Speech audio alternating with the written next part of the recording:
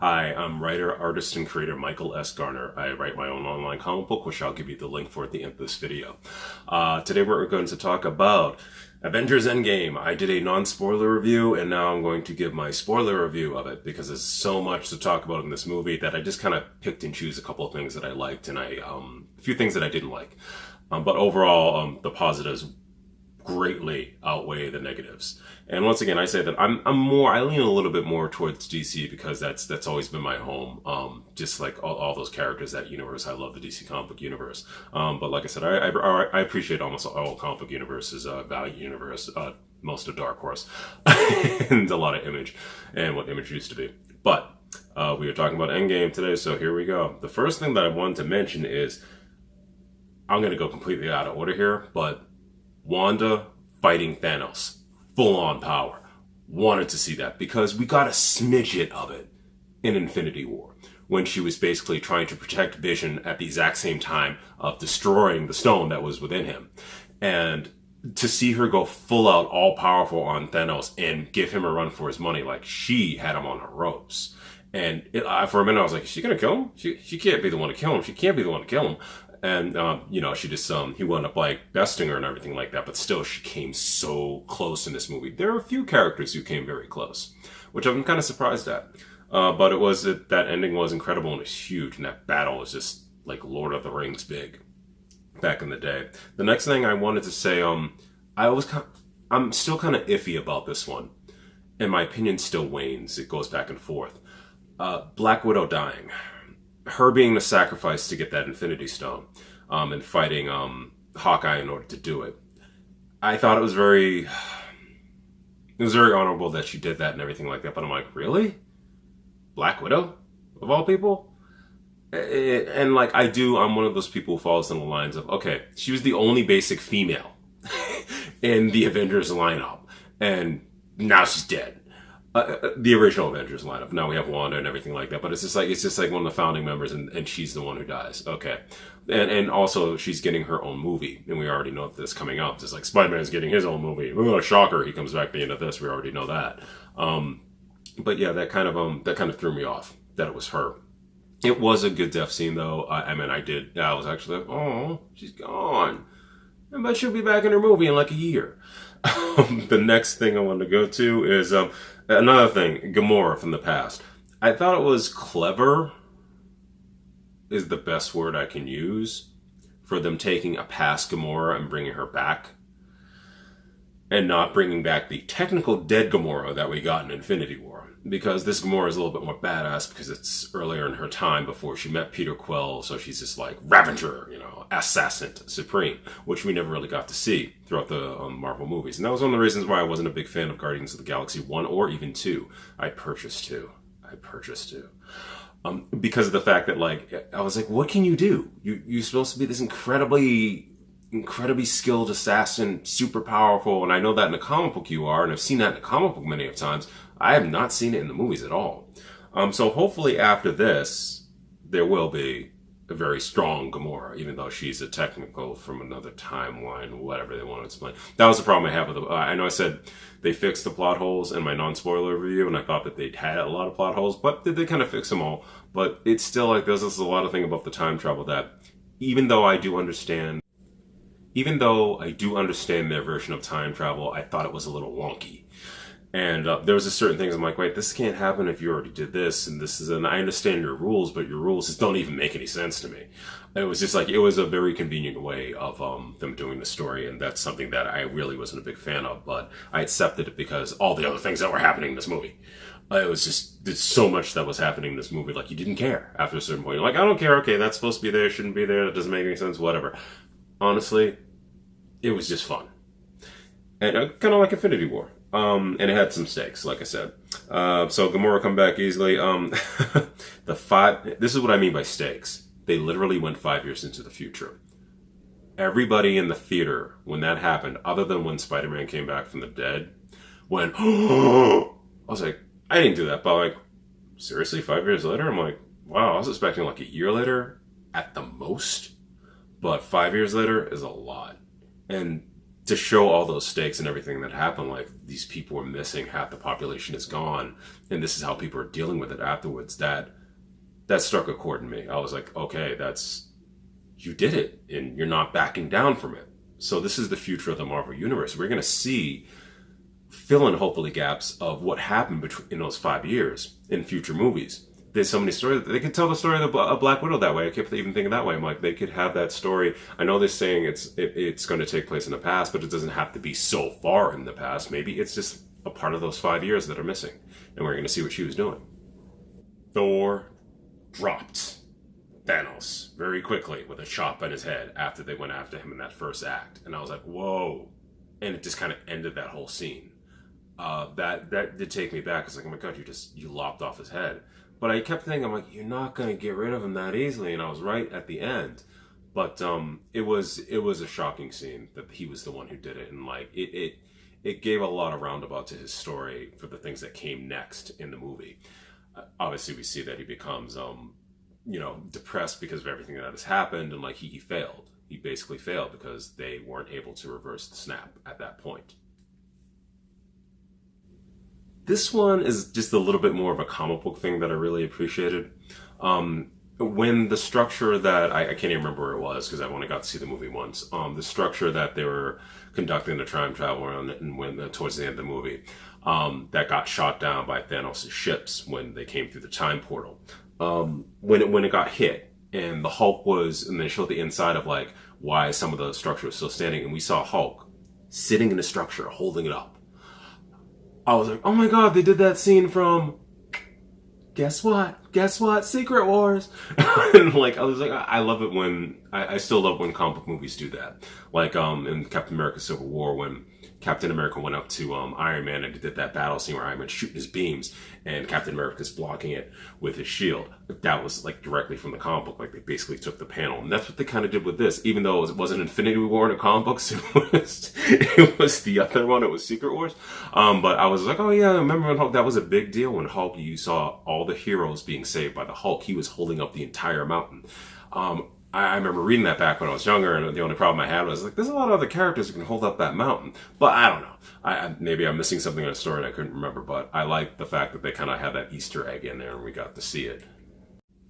Now, at first, I forgot that Captain America actually went back in time at the end of the movie to basically correct any of the plot holes or any of the things that they screwed up in the timeline that were missing. And the biggest thing to me was Thor's hammer. I'm like, Thor just took that hammer and he brought it to the future with him? What the hell is the other Thor going to do now? But he went back to that same instance and gave Thor back the hammer and everything like that. I placed it there. I just kind of was like, really? He easily just went back in time and did that? So I understand it, but I was like, okay, this is going to fill all the plot holes with that, or the time plot holes. I should be more specific with that.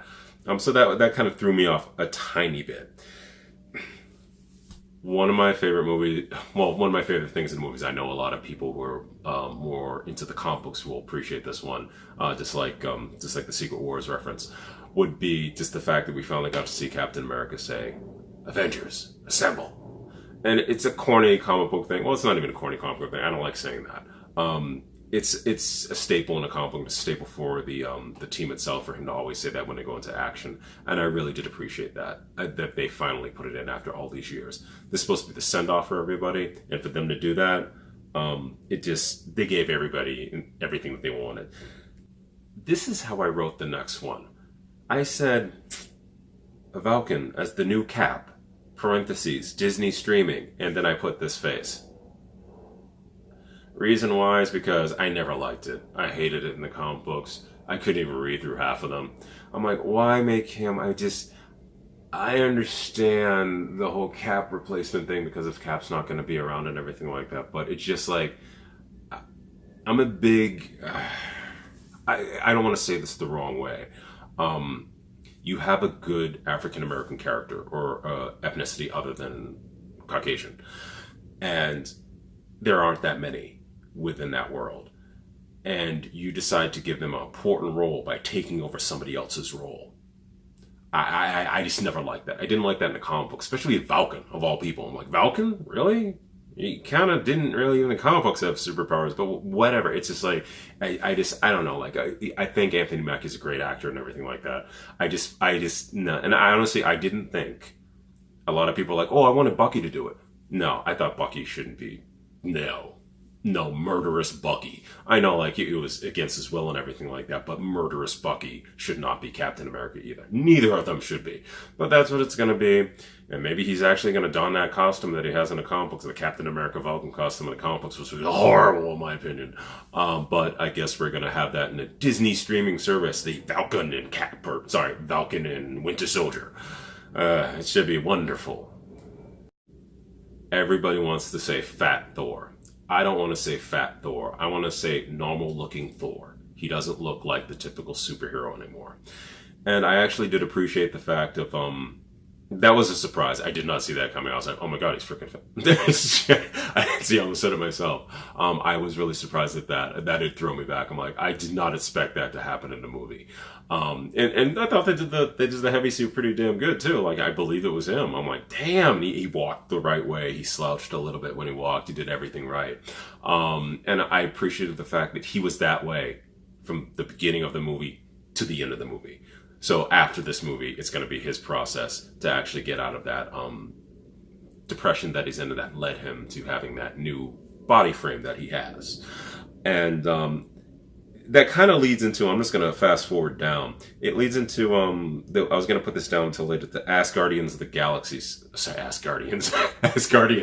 Asgardians of the Galaxy setup at the end, where he's going to basically be with the Guardians of the Galaxy, and he called them Asgardians of the Galaxy. And I went, oh, a direct thing from a recent comic book from Marvel comic books. Do you think that was set up for the past years from the movies? I do. All of the books have been. It's really been annoying. That's the reason why I can't read a lot of comic books lately, because a lot of them just seem to be set up for movies or TV shows. Things that I just never wanted to see or don't even care to see. And that was one of the big ones when they went Asgards of the Galaxy, whatever. When they did that group with the Asgardians being the Guardians of the Galaxy, I was like, why? Why do we need this? And granted, in the comic book, they have Angela in there. I think that's kind of cool because Angela's originally from the Spawn universe, but we're not going to go there. It's a long other story. But I really did not, I did not look forward to that, at least that name. It will be cool to have Thor in the Guardians of the Galaxy movies, because honestly, that will probably make me like the Guardians of the Galaxy movies a little bit more. And I'm sorry, I'm just not a fan of them. I tried. Although, I don't have this written in here. Rocket Raccoon, I loved him in this movie. Almost every line that he said that was meant to be a joke made me laugh. And all those scenes where I just felt for him and everything that he was going through, I really did feel for them. So I did appreciate him in this movie. The cameos, I was like, well, you're really going to go for this. You're going to go back to all those previous Marvel movies, and you're going to bring back these characters in some form or another. And I do think the one that most surprised me was when Robert Redford came back as, was it Alexander Pierce, I believe it was? Yeah, Alexander Pierce, and from Winter Soldier, because I love that movie. And to see him, I remember when I saw that movie and I was like looking at Robert Redford, I'm like, Robert Redford is in a comic book movie. Well, wonders never cease. And he did a good job. He didn't phone it in or anything like that. In my opinion, he didn't phone it in at all. And he didn't phone in this scene either. And I'm surprised that he came back for it. But it just shows that, it does show that appreciation of that comic book movies have come to a different level. And well-established, well-known actors with a giant deal of respect the actual medium now. They're like, okay, the comic book movie is no longer this thing that we think is for kids. It's something that's worldwide. It's something that's recognized out there. And I really do appreciate the fact that he was in this movie. And there are other ones, Peggy Carter, the original actress. I love her because I love Peggy, I love Agent Carter, season 1. I love that show. But the second season, after like episode 6 or 7, I was like, why is this still on the air? And I didn't miss it when it left. But season 1, I thought, was one of the most perfect Marvel shows out there. TV shows. And also, this other thing, Renee Russo, of course, Thor's mother. I love seeing her back. When she died in Thor: The Dark World, I was like, what? Why kill her? No. I want to see, especially when she was also fighting. That was the first time we actually got to see her fight physically. And I'm like, damn, she's taking out this guy. It's just, and then to have her killed, but to have her back and give her such a meaty scene, and a scene that was so significant to Thor's journey and him getting out of the slump that he's in. I really did appreciate that one. I love that scene. I love the fact that she was back. Jane Foster, I know that I didn't read the credits if she was actually in the movie or not, but when I was watching the scenes that she was in, aren't these just the scenes from Dark World that just turned it around? And sometimes you really didn't see her full body in there, or you didn't see her face in there. I was like, so they just like cut the scenes to make it look like she actually came back to film that or not? You guys can correct me in the bottom if you watch this video. Just let me know. I didn't do the research on that. I forgot about that until now, actually. But I do remember that when I was watching it, I was like, going, yeah, wait, is she really back? Or did they the CGI? Did this, cleverly put a stunt woman there, turn her around in certain scenes? It was just, that was the only thing I think, because she never did anything directly to the camera. But in all the other ones, there was just so many. The whole Winter Soldier scene in the elevator, that was incredible. I love that when he said "Hail Hydra." Just to see Frank Grillo and everybody back for that scene, that was good. I really loved all that. All the callbacks and everything like that were really well done.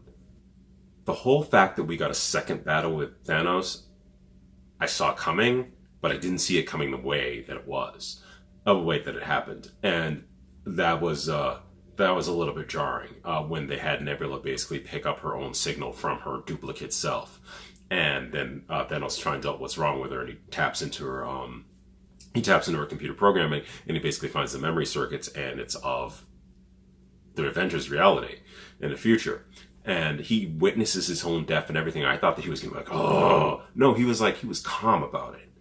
I mean, I can't even understand how he acted that so well. Like, he's like, okay, this wasn't personal before, now it is. And that, I was like, whoa, they stepped it up. Last time we had a Thanos, that was like probably one of the best Marvel villains. He is the best Marvel villain ever on the big screen. But this time, like, they stepped it up a notch. 10 notches when they brought him back in time and when he found out about that. I love Professor Hulk because I didn't see that coming too. I remembered in the poster that they had what everybody theorized as Professor Hulk because he actually had a costume on and everything like that. But to actually see him fully realized and animated, and for them to make the face more like Mark Ruffalo as he was talking, I love that. I think that was a pleasant surprise, and I was really happy to see that in the movie. I was a little bit sad that he really didn't get to do anything. Yeah, he did all the tech work. He figured out most of the time machine stuff before Tony was even there. But no, he really didn't even get to have any action scenes or anything like that. And he got his arm burned off by the Infinity Gauntlet. I was like, okay, all right, well, that's how you're going to utilize him? Okay, but you got Professor Hulk and you're not even really going to do anything with him. One person that they did do something with was when Professor Hulk met the Ancient One. I was not a big fan of Doctor Strange. I appreciated the movie. But it wasn't one that I need to watch over and over again. It was a typical Marvel movie to me. Tilda Swinton, she does everything right.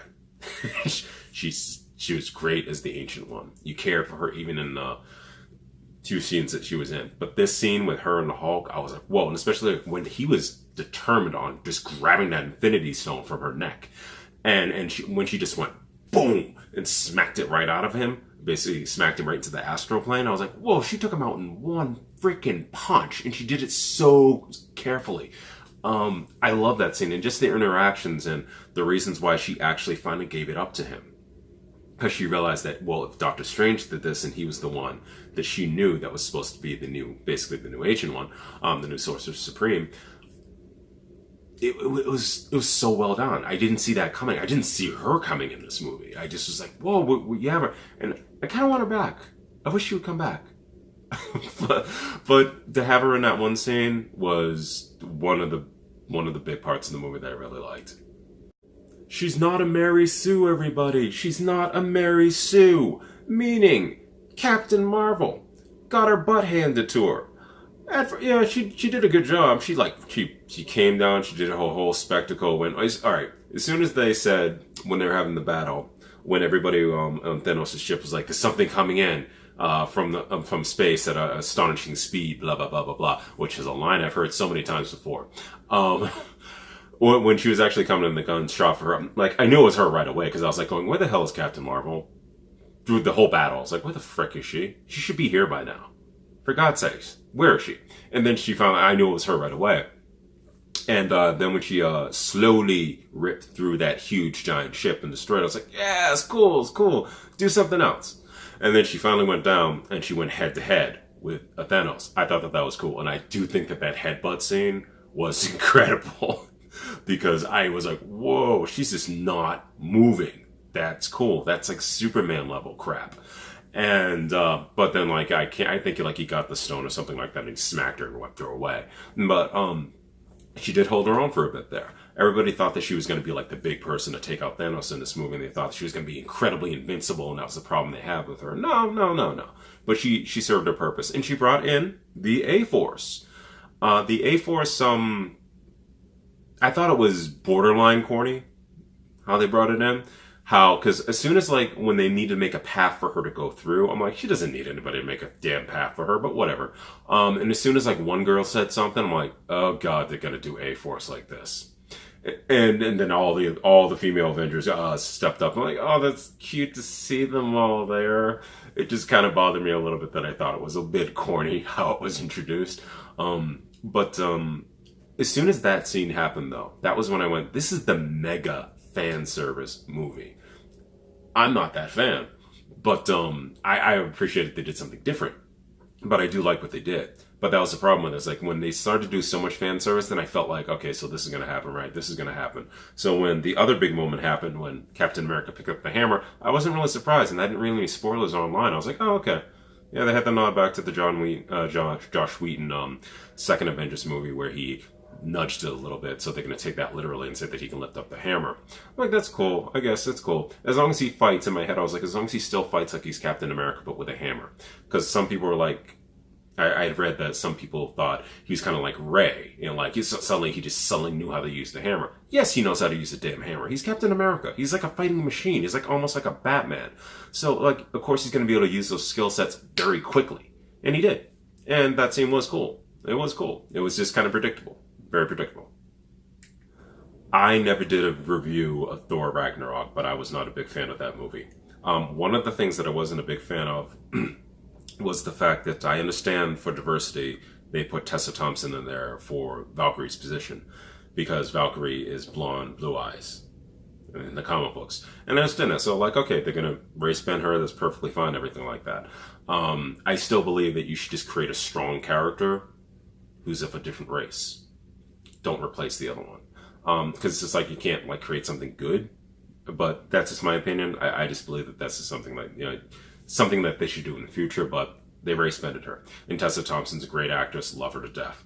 But I didn't like Thor Ragnarok a lot, and I hated that scene where they actually did a nod to that. When they showed her battling Hela in the past on her winged horse, Pegasus. And at one point, Hela was like shooting people with her knives that I didn't get. Like, that's her power, knives? Alright, so when she was shooting all the knives and everything like that, and Valkyrie was just about to get stabbed, it was flying towards her, and then another girl flew in front of her, and she took the knife for Valkyrie. And I'm like, wait, Valkyrie took the knife for Valkyrie? Because that was the Valkyrie from the comic books, who basically came in and died for this Valkyrie.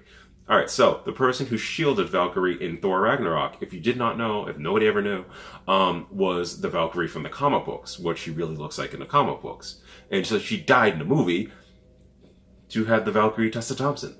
And that was one of the things that made me go, ugh. It took me out of that movie right away. I'm like, oh, come on. Are you kidding me? Whatever. But my point being is that I love seeing Valkyrie on Pegasus, the horse. I just love that. And that was cute. That was a really good scene. That's all I'm going to say about that. And the last thing that I basically want to say is we all know what was going to happen. Nobody's going to die. Everybody came back.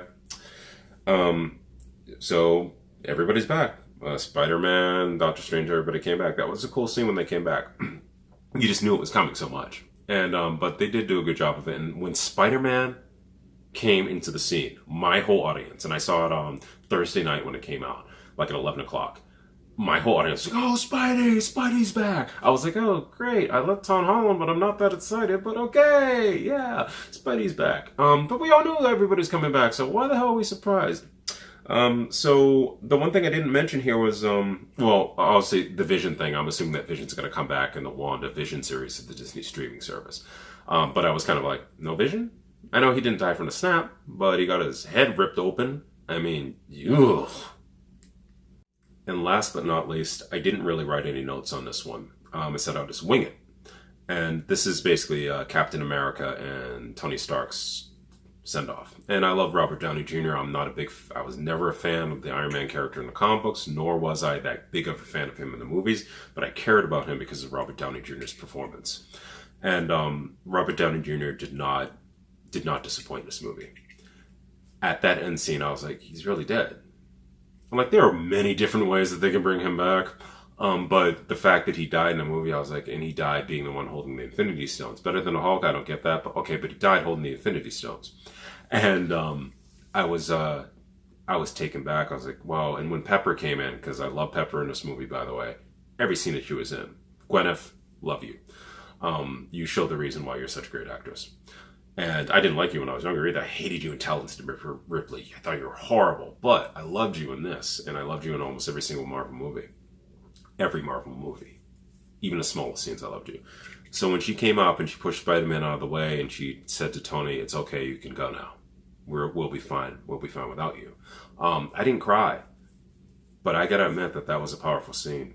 And it was a perfect send-off to him. And then they had the funeral after and everything too. So they solidified this. And like, he's gone. Like I said, there's many other ways he can come back though. But he's gone for now. And that was a very good send-off for Iron Man and the arcs that he's had since, 2010 did Iron Man come out? So it's been a very long time. It's been 10 years. Almost 10 years. Also, Captain America send-off. I didn't quite like that one. At first I was like, wait a second, so he's been living all this time? That's possible. There's so many different story ways that you can say that he went back in time and he stayed there up until now, and that's how he came back, and he knew to come back at this point in time when his other half was leaving to go back in time and do all that. I had no problem with that part. But I was like, I'm happy for him, but I didn't really like that send-off too much because also we got Falcon Cappy. But, I already talked about that one. But it was a bittersweet, for me, way to end their storylines. And, I loved Chris Evans as Captain America, and I love Robert Downey Jr. as Iron Man, despite the fact that I really was never an Iron Man fan. And I was always a Captain America fan, and Chris Evans, the man. So that's my review, or my discussion about Avengers Endgame, the spoilers. And once again, if you do want to check out my online comic book, which is Visions of the New, at visionsofthenew.com. You can check it out there, get a PDF version, read it, and I'm going to put a Patreon there pretty soon so that you can just read everything for free. And if you want to support me, I'd greatly appreciate it because I don't get that much time to work on it. But until next time, I hope you guys like the movies. If you guys have any comments, please leave them below, whatever you thought about the movie. I know it's been out the weekend now, but yeah. And I hope you didn't watch this video if you didn't see the damn movie. Don't watch spoiler videos, especially when they're clearly labeled.